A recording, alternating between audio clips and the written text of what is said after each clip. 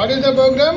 Waste to best. The aim of the program is lies promotes the creativity and environmental awareness and sustainable practices, encouraging the students to how the waste materials can be converted into useful and valuable products. So that in 7th class, our students Bodumpelli Shiva and Syed Abdul Ghafoor took part in the program and secured a third prize.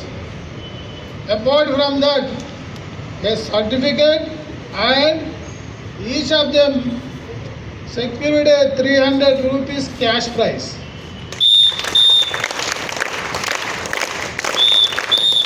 So now I request Bodumpelli Shiva come up to the dais and take the certificate and cash prize with Honorable Headmaster Madam Vasundhara Garu.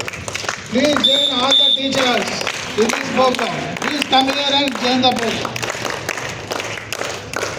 Sir and Madam, sit down.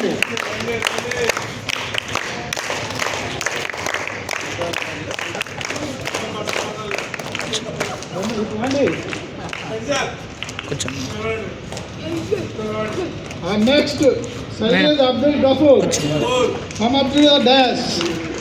Dingaran sir, we hand over the certificate and cash prize to the Abdul Ghafoor. You come this way.